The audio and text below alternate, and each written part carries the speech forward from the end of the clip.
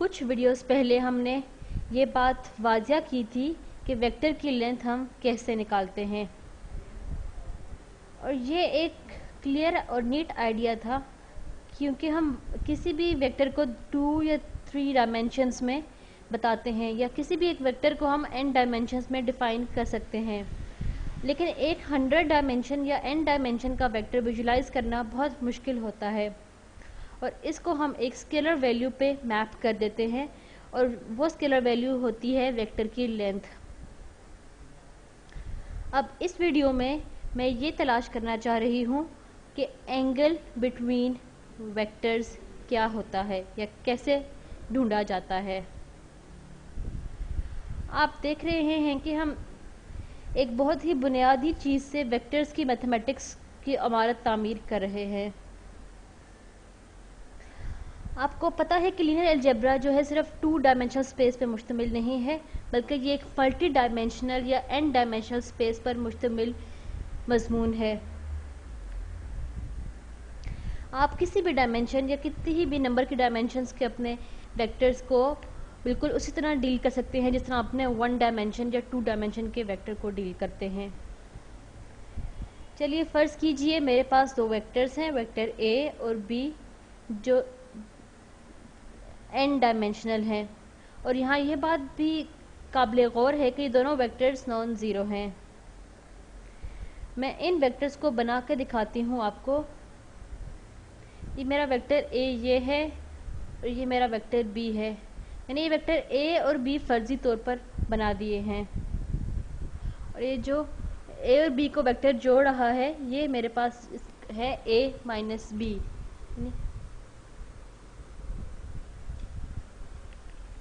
अगर हम head to tell rule से इसको समझना चाहें तो b plus vector a minus b is equal to vector a, जो कि हमारे इस ट्रायंगल को सेटिस्फाई करता है।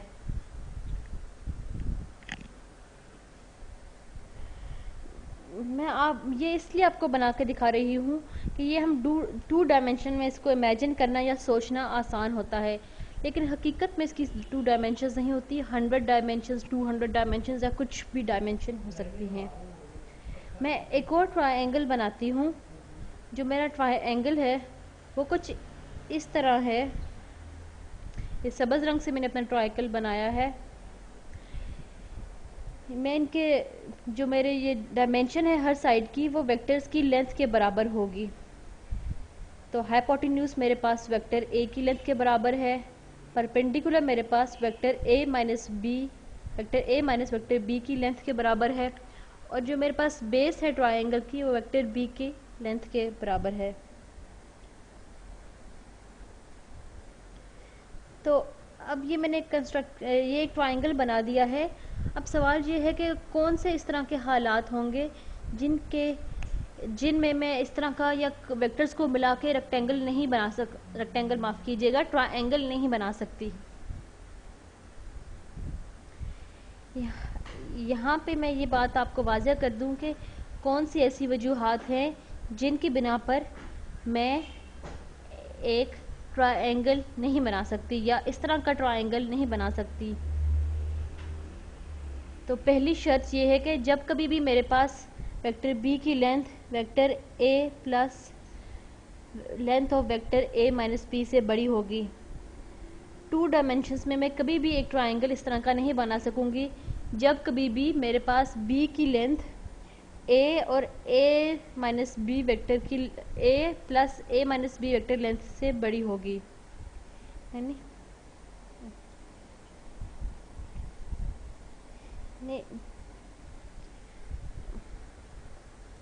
यानी जब कभी भी मेरे पास ये वाली शर्त होगी तो मैं वेक्टर 2 डायमेंशनल में ट्रायंगल नहीं बना सकूंगी।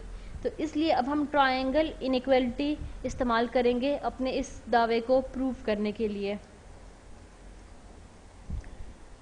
अगर मेरे पास a की length vector a minus b plus vector b की लेंथ से बड़ी होगी तो मैं कभी भी ट्रायंगल नहीं बना सकूंगी।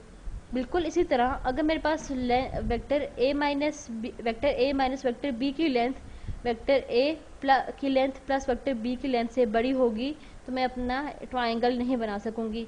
जब कभी भी मेरे पास ये 3 मेंशन की गई शराइत पूरी हो रही होंगी तो मैं अपने 2 डायमेंशनल में रेक्टेंगल, माफ़ कीजिएगा मैं बार बार रेक्टेंगल कह रही हूँ, ट्राइंगल नहीं बना सकूंगी। मेरी ट्राइंगुलर इनइक्वालिटी ये कहती है कि अगर मेरे पास x और y दो वेक्टर्स हैं और मैं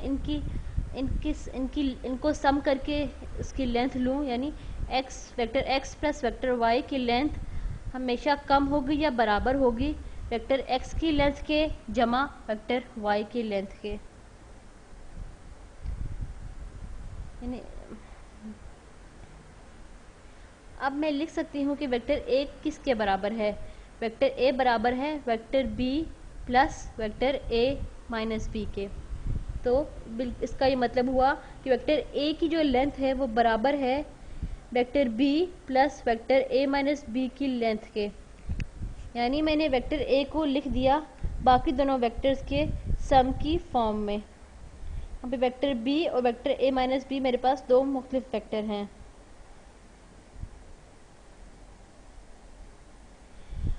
ट्रायंगुलर इनइक्वालिटी जो हमने पिछली वीडियो में प्रूव की थी उसके तहत वेक्टर a की लेंथ हमेशा कम रहेगी या बराबर होगी वेक्टर b की length plus vector a minus b की लेंथ के।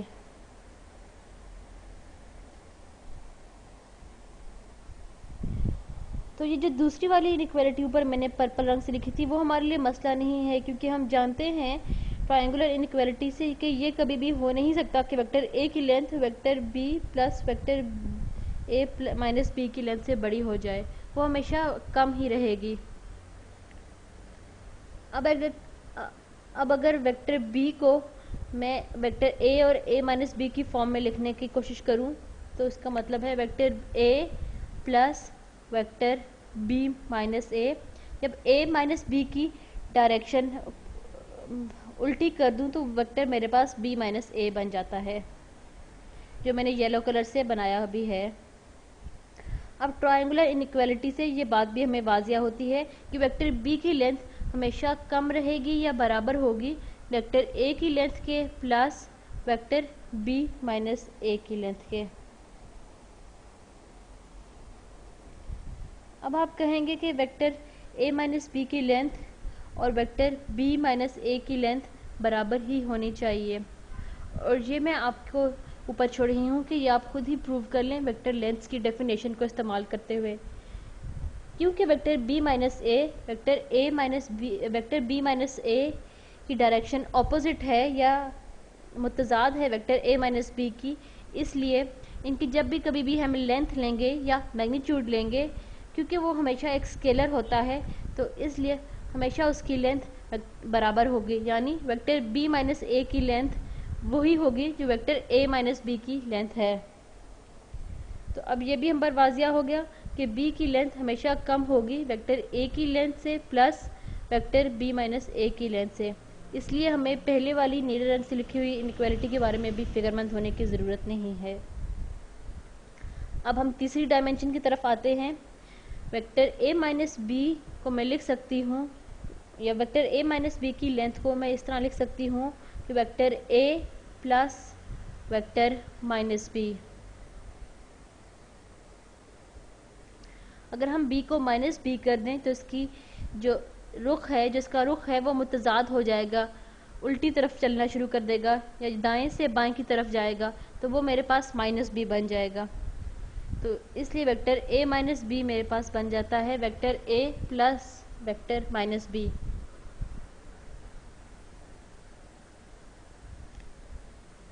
तो वेक्टर a माइनस b की लेंथ कम है या बराबर है वेक्टर a की लेंथ के प्लस वेक्टर माइनस b के लेंथ की। और जिस तरह मैंने ऊपर आपको बताया है तो वेक्टर b की लेंथ और वेक्टर माइनस b की लेंथ हमेशा बराबर ही होगी।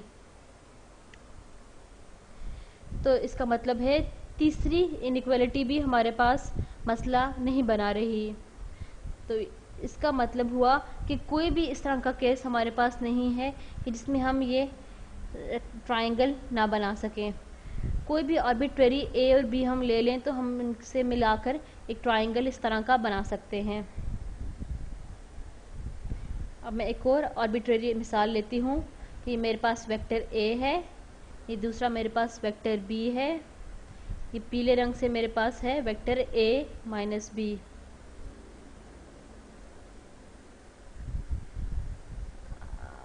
अब एक और हम ट्रायंगल बनाएंगे जिसकी लेंथ डिफाइन की जाएगी वेक्टर्स की लेंथ से।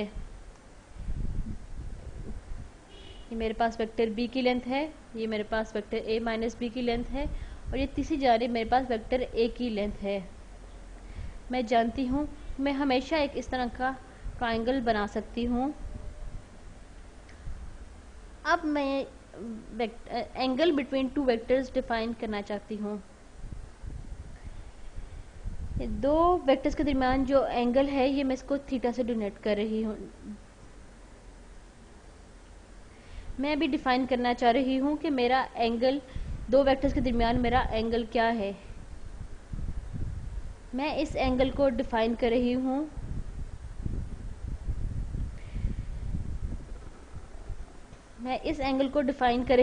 इस तरह के एंगल से जो थीटा मैंने पीले रंग से लिखा है, जो रेगुलर मिड ट्रायंगल का के दो साइड्स के दरमियान एक एंगल है, यानी वेक्टर ए और बी, यानी दो वेक्टर ए और बी के दरमियान जो एंगल है। यहाँ पे ये बात याद रखें कि वेक्टर ए और बी के कंपोनेंट्स कुछ भी हो सकते हैं। ये n कंपोनेंट्स के वेक्टर है ए और बी। ये बराबर है एक कॉरेस्पॉन्डिंग एंगल के, जो मैं एक सादा ट्रायंगल मैंने बनाया है दाईं तरफ थीटा, और उसके दरमियान जो उसकी जो साइड्स ए और बी के दरमियान जो एंगल थीटा है उसके ये बराबर है। अपनी ट्रिग्नोमेट्री क्लास से आपको ये बात याद होगा कि हम इसको कैसे प्रूव करते हैं। ट्रिग्नोमेट्री में हमारे पास होता है एक लॉ ऑफ कोसाइंस, जिसमें हमारे पास एक ट्रायंगल होता है, एक साइड ए है, एक बी है, एक सी है, और ए और बी के दरमियान हमारे पास एंगल है थीटा। लॉ ऑफ कोसाइन हमें बताता है कि C square is equal to A square plus B square minus 2 AB cos theta. ये एक ज़रा ब्रॉड एप्लीकेशन है पाइथागोरस थ्योरम की, क्योंकि पाइथागोरस थ्योरम की तरह इसको राइट एंगल ट्रायंगल होना ज़रूरी नहीं है। हम इसको एक सादे ट्रायंगल से प्रूव करने की कोशिश करेंगे। ये नीले रंग से बनाए गए ट्रायंगल पे हम लॉ ऑफ कोसाइंस अप्लाई करने की कोशिश करते हैं। हमें पता है कि तीसरी साइड की लेंथ का हम स्क्वायर करेंगे, जो सी के कॉरेस्पॉन्डिंग यहाँ पे साइड है वो है ए माइनस बी। तो length of vector A minus B square is equal to length of vector B square plus the length of vector a square minus 2 times the length of vector a into length of vector b into cosine, और ये जो दो angle है length of a और length of b के दरमियान, और ये है कोसाइन ऑफ थीटा। और ये बात आपको पता चल गई होगी या याद होगी कि ये एंगल मैंने बिल्कुल वही डिफाइन किया है जो मेरे पास वेक्टर a और वेक्टर b के दरमियान एंगल है। जो पिंक कलर से मैंने दो वेक्टर ए और बी बनाए हैं, इनके दरमियान जो एंगल थीटा है ये, और नीले रंग से बनाए गए सादे ट्रायंगल में वेक्टर थीटा दोनों एक ही चीज़ हैं या एक बराबर है। ए माइनस बी की स्क्वायर को हम लिख सकते हैं A minus B dot A minus B से, बिल्कुल इसी तरह है जैसे इसको मैं अगर सिंप्लीफाई करके करूँ तो ये लिखा जाएगा A dot A minus A dot B minus B dot A, उसके बाद मेरे पास है माइनस इंटू माइनस प्लस और बी डॉट बी। सिर्फ मैंने बाईं तरफ की या लेफ्ट हैंड साइड की सिंप्लीफिकेशन कर रही हूँ। ए डॉट ए मेरे पास लेंथ ऑफ ए स्क्वायर के बराबर होती है। ए डॉट बी और बी डॉट ए मेरे पास एक ही चीज़ है, ये इसका मतलब है एक ही टर्म दो दफ़ा लिखी गई है। इसको सिंप्लीफाई करके मैं यूँ लिखूँगी -2 times A dot B plus B dot B मेरे पास लेंथ ऑफ बी स्क्वायर बन जाएगी। मैंने a माइनस बी को एक्सपैंड करके लिख दिया है। बाईं तरफ पे लिखी हुई टर्म को मैंने बराबर कर दिया है। अब लॉ ऑफ कोसाइंस को इस्तेमाल करते हुए मैं बाईं तरफ लिखूंगी।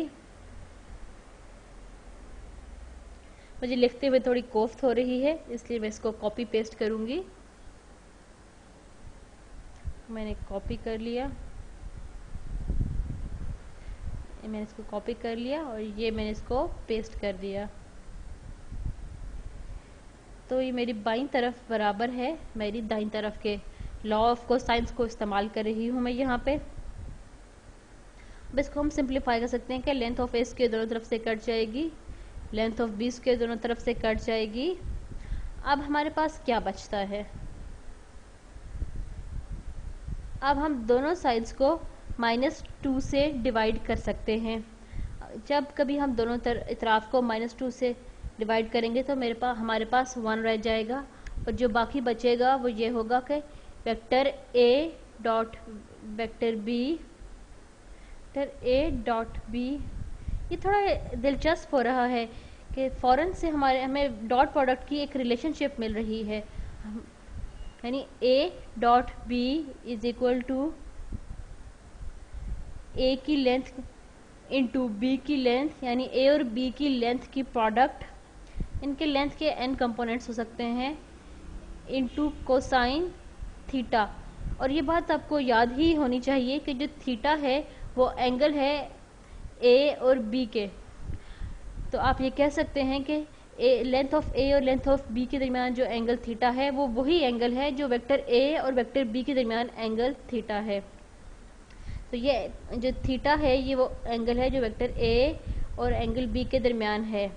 यानी कि हम डॉट प्रोडक्ट को इस तरह डिफाइन कर सकते हैं कि vector a dot vector b is equal to length of a into length of b into cos theta. यहाँ पे ये बात थोड़ी वाजिया कर दूँ कि अगर मेरे पास एंगल थीटा है, मैं इसे कैसे ढूंढ सकती हूँ? अगर मेरे पास किसी स्केलर मल्टीपल है, अगर मेरे पास कोई भी स्केलर मल्टीपल है b का जहाँ पे c 0 से बड़ा है, तो थीटा मेरे पास 0 बन जाएगा। यानी a और b की डायरेक्शन एक ही है। और अगर मेरे पास c की वैल्यू लेस देन 0 होगी, यानी a और b की अपने रुख आपस में मुतजाद हैं, तो हम थीटा को 180 या 180 डिफाइन करेंगे। कोलिनियर का मतलब है कि इस सबद से मैंने a बनाया और ये नीले से जो लंबा है ये मैंने b बना दिया। और ये c के लेस देन 0 होने का केस है कि a मैंने सबद से बना दिया और b मैंने नीले से बना दिया। तो इनके दरमियान एंगल 180 का ही बन जाता है। ये मैंने आपको स्पेशल केस इसलिए बना के दिखाया है कि ताकि आपको ये वाज़िया कर दूं कि इस केस में हम ट्रायंगल, ये स्पेशल केस है जिसमें हम ट्रायंगल नहीं ले सकते, या आप यूँ सोच सकते हैं कि ट्रायंगल हमारा फ्लैट हो जाता है या फिस जाता है। फिसना थोड़ा यहाँ पे अजीब सा लफ्ज़ लग रहा है। अब ये जो डेफिनेशन हमने एंगल बिटवीन अ वेक्टर की फाइंड की है, अब इसको इस्तेमाल करते हुए हम परपेंडिकुलर वेक्टर्स के नज़रिए पे रोशनी डाल सकते हैं। तो अब हम डिफाइन करेंगे परपेंडिकुलर वेक्टर्स। अभी हम ये बात जनरलाइज कर रहे हैं आर्बिट्ररी नंबर ऑफ कंपोनेंट्स के किसी भी वेक्टर पे, यानी डेफिनेशन ऑफ परपेंडिकुलर थीटा। कोई भी दो वेक्टर्स a और b परपेंडिकुलर कहलाएंगे अगर एंगल थीटा, इनके दरमियान जो एंगल थीटा बनता है वो 90 डिग्री का होगा। और जब कभी भी इनकी डॉट प्रोडक्ट लेंगे, a और b की लेंथ ढूंढेंगे और ये हमारे पास आएगा कि जो एंगल इनके दरमियान है थीटा वो 90 डिग्री का बन रहा है, तो हम ये कहेंगे हमारे वेक्टर्स a और b आपस में परपेंडिकुलर हैं। यहाँ पे ये बात आप जहन नशीन कर लें या याद रख लें कि ये जो हमारे पास डेफिनेशन है एंगल बिटवीन देम की, ये डिफाइन नहीं है ज़ीरो वेक्टर्स के लिए। इसीलिए शुरू में ही मैंने ये बात वाजिया कर दी थी कि मेरे पास वेक्टर ए और बी का नॉन ज़ीरो होना ज़रूरी है। अगर ए ज़ीरो होगा और बी ज़ीरो या बी ज़ीरो होगा तो वो मेरे पास ज़ीरो डॉट कॉस थीटा आ जाएगा, और जब मैं थीटा ढूंढने की कोशिश करूँगी तो कॉस थीटा बनेगा 0/0, जो अनडिफाइंड बन जाता है। अब हम थोड़ी सी ज़रा जनरलाइज्ड डेफिनेशन की तरफ आती है।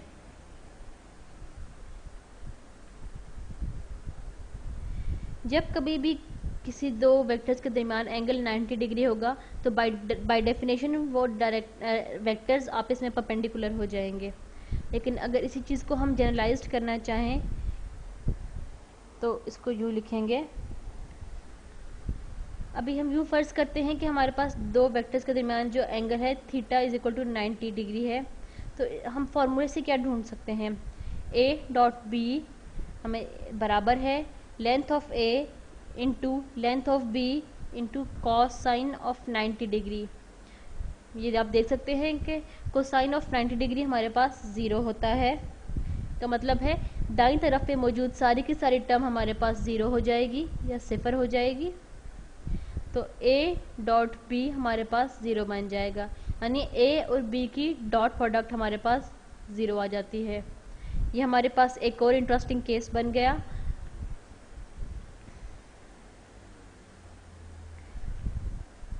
इससे ये वाजिया होता है कि अगर या जब कभी भी हमारे पास a और b वेक्टर्स आपस में परपेंडिकुलर होंगे तो इनकी डॉट प्रोडक्ट 0 होगी। लेकिन जब कभी भी डॉट प्रोडक्ट 0 होगी तो इसका ज़रूरी मतलब ये नहीं है कि a और b आपस में परपेंडिकुलर भी होंगे। अगर फ़र्ज़ कीजिए कि हमारे पास कोई एक ज़ीरो वेक्टर हुआ तो ज़ीरो वेक्टर डॉट कोई भी वेक्टर जो होगा तो वो 0 बन जाएगा। तो इसका मतलब ये हुआ कि क्या ज़ीरो वेक्टर हर किसी के परपेंडिकुलर होता है? नहीं, नहीं जनाब, ये गलत है। हम एंगल बिटवीन जब ढूंढ रहे हैं तो जब एंगल बिटवीन टू वेक्टर्स ढूंढ रहे हैं तो हम कभी भी ज़ीरो वेक्टर नहीं लेंगे, क्योंकि जब कभी भी हमने एंगल ढूंढना है तो वेक्टर के दरमियान कोई ना कोई रिलेशनशिप या वेक्टर की कुछ ना कुछ लेंथ या वैल्यू होनी चाहिए। इसीलिए शुरू से मैं इस बात पे जोर दे रही हूँ कि वेक्टर ए और बी का नॉन ज़ीरो होना बहुत अहम है। यानी जब कभी भी वेक्टर ए और बी नॉन ज़ीरो होंगे उनकी डॉट प्रोडक्ट भी 0 होगी। सिर्फ तब ही हम ये कह सकते हैं कि वेक्टर ए और बी आपस में परपेंडिकुलर है। लेकिन अगर हमारे पास सिर्फ एक यही कंडीशन या सिर्फ एक यही शर्त हो कि A dot B equal to 0 है तो इसके लिए हम कोई वाजिया बात नहीं कर सकते। हो सकता है कि ए और बी आपस में परपेंडिकुलर हो सकता है कोई एक वेक्टर इनमें से 0 हो। इसलिए इसको जब जनरलाइज्ड करेंगे तो हम कहेंगे जब भी कभी कोई भी दो वेक्टर्स की डॉट प्रोडक्ट आपस में 0 होगी तो हम इन्हें कहेंगे कि ये दो वेक्टर्स आपस में ऑर्थोगोनल हैं। यानी a डॉट बी मेरे पास 0 होगी तो मेरे पास वेक्टर्स a और b ऑर्थोगोनल वेक्टर हैं। तो इससे ये बात वाजिया हुई कि तमाम परपेंडिकुलर वेक्टर्स ऑर्थोगोनल वेक्टर होते हैं। और एक दूसरी इम्पॉर्टेंट बात यह है कि 0 वेक्टर ऑर्थोगोनल होता है हर चीज़ के या हर वेक्टर के, यानी 0 वेक्टर ऑर्थोगोनल होता है अपने ही या एक और 0 वेक्टर के। मैथ्स में अब आप पहली दफ़ा एक नए लफ्ज़ ऑर्थोगोनल से शनासा हुए होंगे, यानी ये ऑर्थोगोनल शायद आपने फिज़िक्स में या शायद कहीं और पहले पढ़ा ही हो। यहाँ पे मैं एक ज़रा मुख्तलिफ वर्ड ऑर्थोगोनल आपको इंट्रोड्यूस करा रही हूँ। यानी कि परपेंडिकुलर तो हम सिर्फ तब ही कहते हैं जब मेरे पास इनके दरमियान एंगल 90 हो और वेक्टर ए और बी 0 ना हो। लेकिन जब कभी भी मेरे पास ए और बी का डॉट प्रोडक्ट 0 आ रहा हो, इर्रिस्पेक्टिव कि मेरे पास ए 0 है या बी 0 है या इनका बीच में एंगल 90 डिग्री का है, लेकिन जब भी इनका डॉट प्रोडक्ट 0 आएगा तो मैं कहूँगी कि ए और बी ऑर्थोगोनल वेक्टर हैं। और एक आखिरी बात जो आप नोट कर लें कि आपको अपनी डेफिनेशंस के बारे में बहुत ज़्यादा केयरफुल और प्रिसाइज होना पड़ेगा, क्योंकि ये वो बेसिक या बुनियादी चीज़ें हैं जिन पर हम अपने बाकी लेक्चर्स को बिल्ड करेंगे। मेरा ख्याल है कि अब आपको एंगल बिटवीन टू वेक्टर्स तो फाइंड करना आ गया होगा। बाकी पढ़ते हैं अगली वीडियो में।